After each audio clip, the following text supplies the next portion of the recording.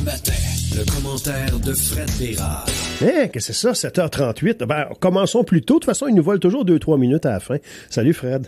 Du vol de temps. D'autres appelleraient ça des heures supplémentaires gratuites. T'es toujours en train de bumper Jean-Claude Gélina. On a des plaintes. Oui, ben, écoute. On a deux plaintes. De Jean-Claude puis de qui? Et de Gélina. Ah oui, OK. Sa mère. Salut, Fred. C'est peut-être Laurent Morissette qui se plaint de Laurent, il en manque pas une. Chaque fois qu'il m'écrit sur les réseaux sociaux, il fait allusion à la petite vite. Il va peut-être falloir qu'il en revienne. Mais il dit que c'est pas toutes les petites vites qu'il aime pas, par contre. Oh! On se serait passé de ces détails-là. Là, je suis au courant.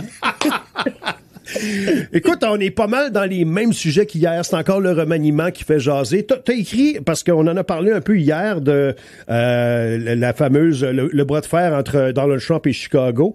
Il y a ce navire de trafiquants de drogue. Là, t'as fait un article pour Nouveau, hein, je pense. Oui. Ben, en fait, tu vois, tu dis un navire de trafiquants de drogue. C'est justement ça le point. Ouais. On ne sait pas si ce sont des trafiquants de drogue. Puis pourquoi on le sait pas? Ben, c'est parce qu'on l'a coulé avant d'enquêter. Ouais, c'est ça. Bon, ça va bien. Pour ceux et celles, ça intéresse, c'est ça, Nouveau, la chaîne de télé a un site web, puis allez voir ça. Vraiment, là, les nouvelles qui sont gérées là par mes amis sont vraiment solides, dans le sens où ils font beaucoup de politique internationale. Mm-hmm.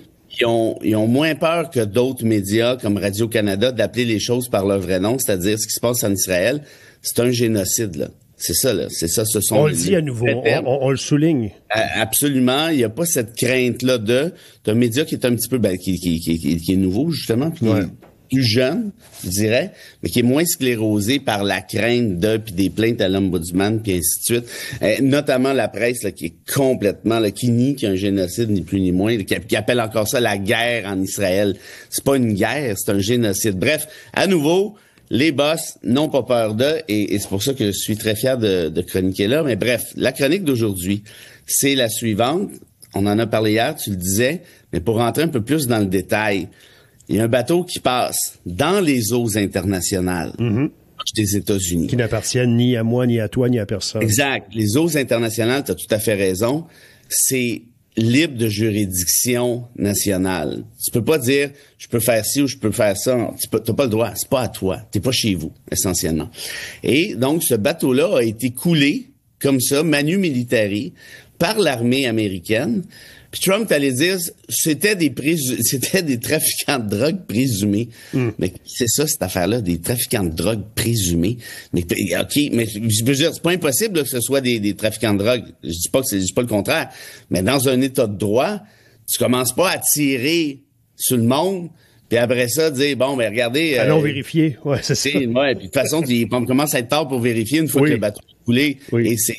évidemment, c'est un bateau du Venezuela. Maduro, le président du Venezuela en question, dit c'est n'importe quoi, cette affaire-là. C'était pas des trafiquants de drogue. Là, qui croire entre Trump et Maduro? Je suis pas sûr, mais j'aurais une petite tendance à donner le bénéfice du doute à Maduro. Et bref, là, t'as J.D. Vance, le vice-président, qui en a rajouté, qui dit ça, là, c'est la meilleure utilisation qu'on peut faire de notre armée, aller couler ce type de bateau-là.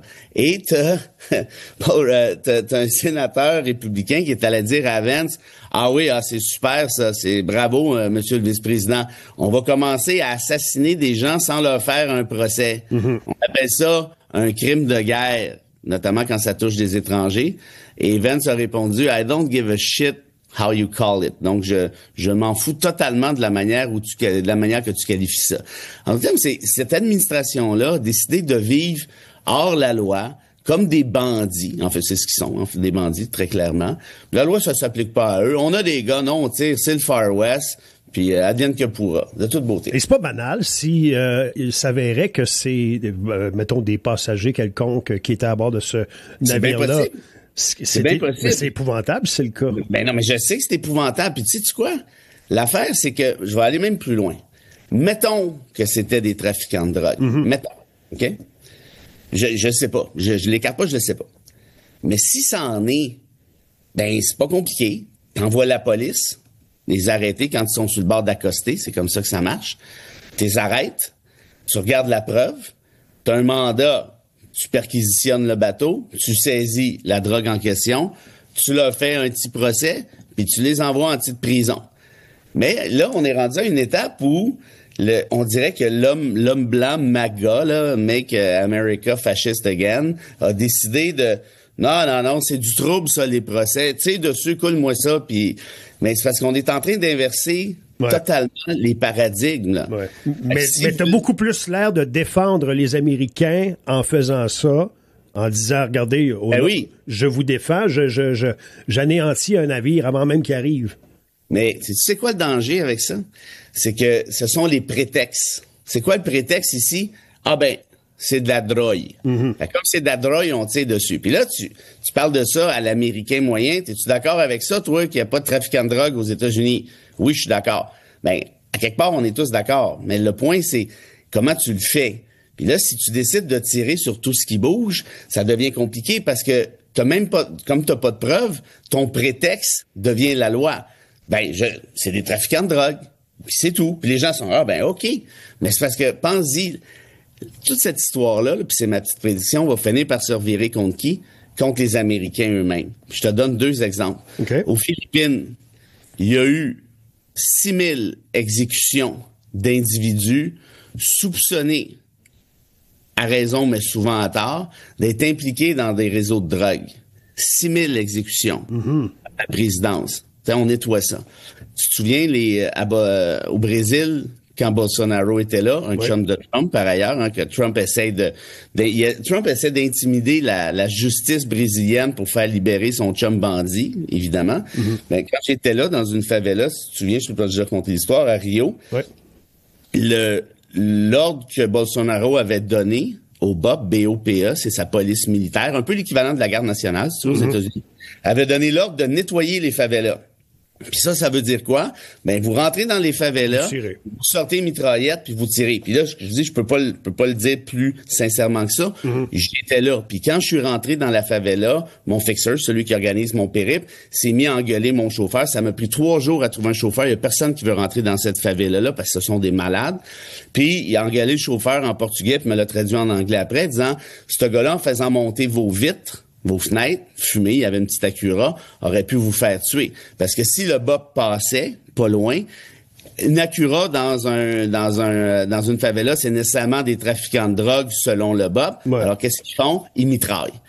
Pas de procès, pas rien. Puis Bolsonaro, au même moment, avait fait adopter une immunité civile et criminelle pour les membres du BOP, notamment, qui tuent dans le cadre de leur fonction.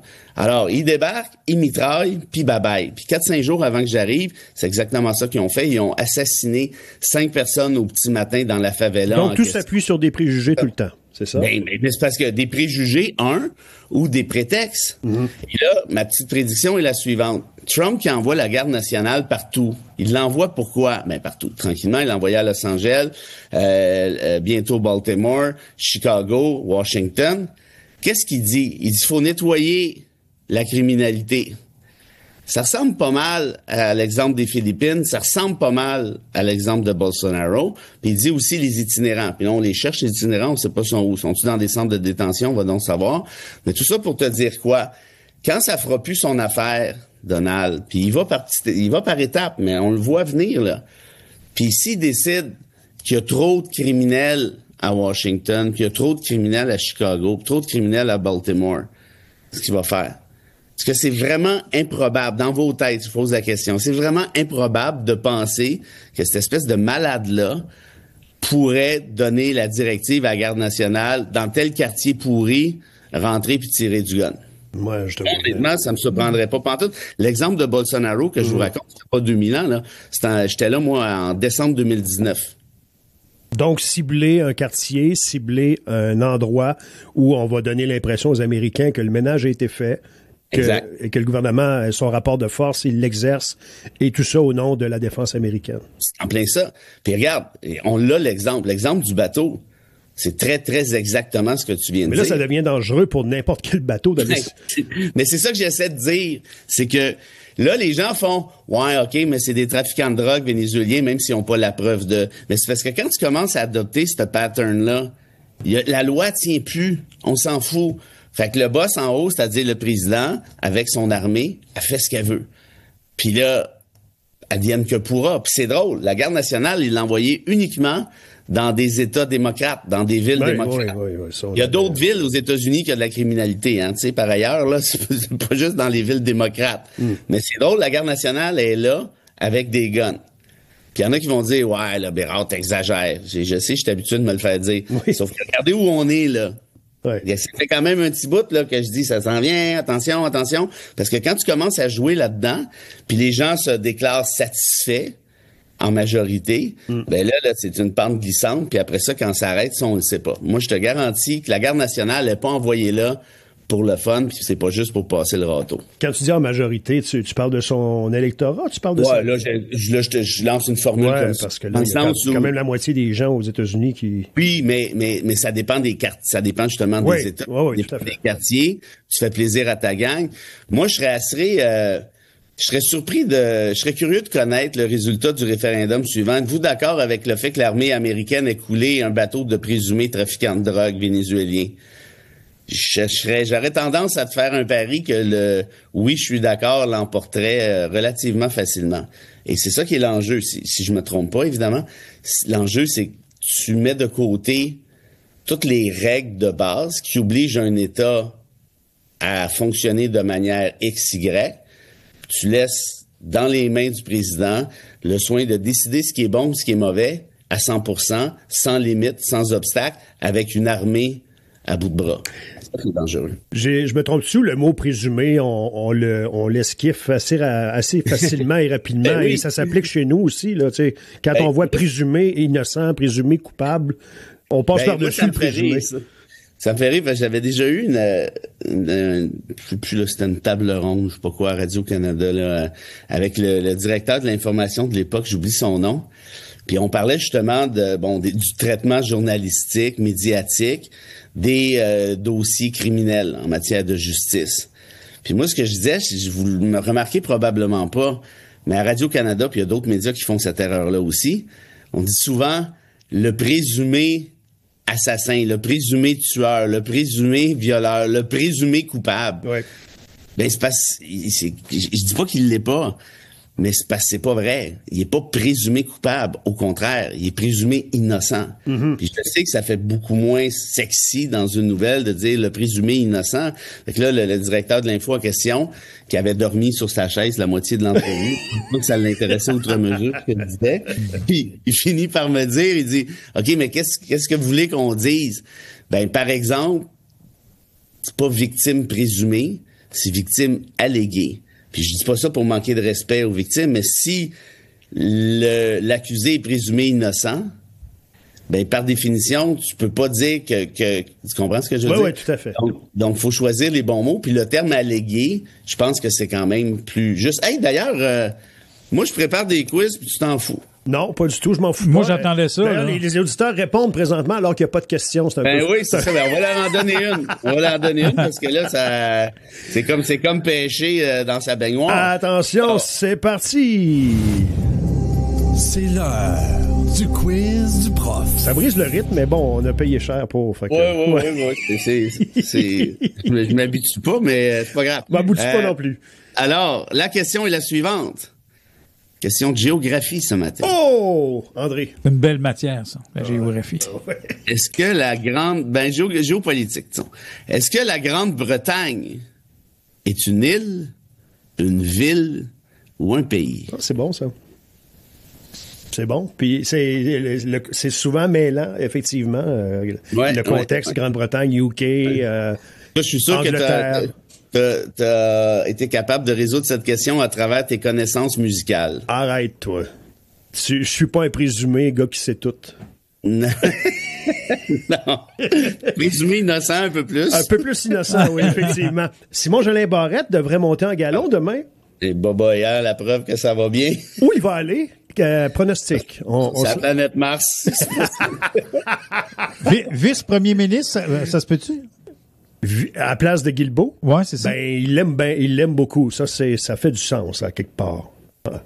Fred? Quoi? Il est déjà un peu son poulain, son bras droit. Vice-premier ministre à la place de Guilbeault, ça fait du sens. Mais pas du sens dans le fait que que tu le vois là, mais dans le sens que...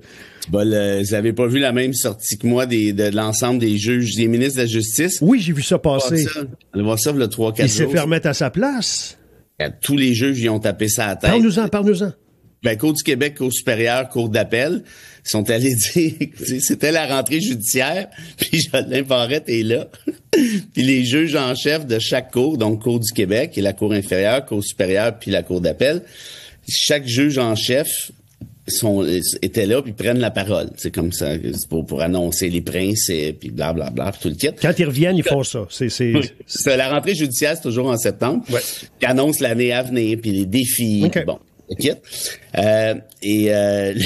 Jolin Barrette qui est dans la salle, c'est au palais de justice. Puis les 3 juges en chef à tour de rôle ont pris la parole pour y taper sa tête à coups de batte de baseball. Puis il y en a un, je pense, c'est le juge en chef de la Cour du Québec, André, qui s'appelle Henri Richard. Ah oui? André, ça t'aime ça. Intéressant. Comment c'est intéressant? Les homonymes. Et je pense que c'est lui qui est allé dire, c'est parce que les tribunaux n'appartiennent pas à Jolin Barrette. C'est ce que j'ai lu. Voilà. Puis moi, c'est ce que je dis tout le temps. Ce gars-là, il comprend pas c'est quoi la mécanique un peu. Puis là, je veux pas tomber dans le Trumpisme, mais tu sais, quand on disait tout à l'heure, Trump ne respecte pas la loi. Ouais. Jolin Barrette, c'est pas un Trumpiste, là, faut pas charrier. Mais c'est l'espèce de réflexe de, les juges, c'est moi le boss. Ben non, t'as bien compris. T'es pas le boss. C'est un pouvoir qui est indépendant du pouvoir législatif ou exécutif, notamment pour tenir en échec, quand c'est nécessaire, ce même pouvoir exécutif ou législatif. Si tu comprends pas ça... Mais il le sait probablement. C'est plus... on est dans un cas d'un gars s'essaye. Moi, les caquistes, je présume jamais de leur connaissance. Pour être honnête, là, les voir aller, là. C'est une niaiserie après l'autre. Puis, écoute, ça, j'ai jamais vu ça.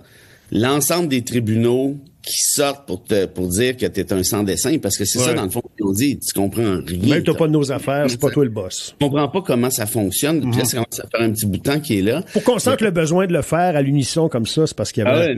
ça doit jaser à huis clos en tabarouette. Oui, puis il y a même, je pense que ça, c'est la juge du Savard de la Cour d'appel, je suis pas sûr, mais qui est allée dire qu'il craignait la trumpisation de nos tribunaux. L'américanisation de nos tribunaux, les attaques, pas de nos tribunaux, mais l'américanisation des attaques face à nos tribunaux. Les charges, ultimement, du pouvoir politique contre le pouvoir judiciaire. Tu sais, je parlais de Trumpisme. Ben, c'est un peu ça, le problème avec le Trumpisme, c'est que c'est pas limité aux États-Unis. Il y a ça s'égrène tranquillement, pas vite. Il y a des effluves à gauche et à droite. Puis le Québec, de toute évidence, lui aussi tombe dans le populisme. Et c'est là beaucoup moins qu'aux États-Unis, ça va de soi, mais il faut toujours être vigilant. Fait bref, Jolin Barrette, moi, regarde, si lui devient vice-premier ministre, regarde, tant qu'à moi, c'est pas trop quoi dire. Patoff pourrait l'être. Non, mais... je vais conclure, moi. On dirait que tu t'en allais là. OK. Tu le récompenses pourquoi, là, au fait? Ben, il s'entend bien avec. Regarde, je comprends, mais ça, il peut nommer son chum de cégep aussi, à qui il plaît de la bière, rendu là. Et Bonnardel, en terminant, c'est maintenant pas mal officiel, c'est annoncé ce matin, là, perd son ministère. L'affaire Saclic a eu raison de lui. Mais tu vois, qu'un ministre perde son job de ministre pour un scandale comme ça, je te dirais que c'est pas mal le minimum. Tant qu'à moi, là, ça devrait être exclu du caucus, ça, minimalement. Regarde, c'est une honte. Mais la punition sera pas la même à Guilbeault, vu qu'elle est vice-première ministre, c'est ce qu'André disait tantôt. T'es-tu d'accord? Ouais, mais on va peut-être se ramasser avec le ministère des Aînés. Là. Ouais, peut-être. OK. On check ça aller, comme on dit, puis les gens ont répondu en grand nombre à une île à ta question. Oh ben bravo! Bravo! Oui, parce que c'est souvent l'erreur, hein. On pense que la Grande-Bretagne, la Grande-Bretagne, c'est le pays de Galles, l'Angleterre, l'Écosse. Fait que si tu mets donc la Grande-Bretagne avec l'Irlande, la Grande-Bretagne plus l'Irlande du Nord, là tu obtiens le Royaume-Uni qui lui est le pays. Merci beaucoup. On en apprend des choses. C'est incroyable. C'est fou. Écoute, c'est pour ça que je me branche à tous les matins. On est juste le 9 septembre. Ouais, c'est ça. Imagine, les skies de limite. Rendu au fait, au mois de mai, ça va être on va être intelligent. Napoléon. Oui, c'est ça. On s'y attend. Salut. Salut, Fred. Bonne journée, Fred. Bye. La bêtise insiste toujours avec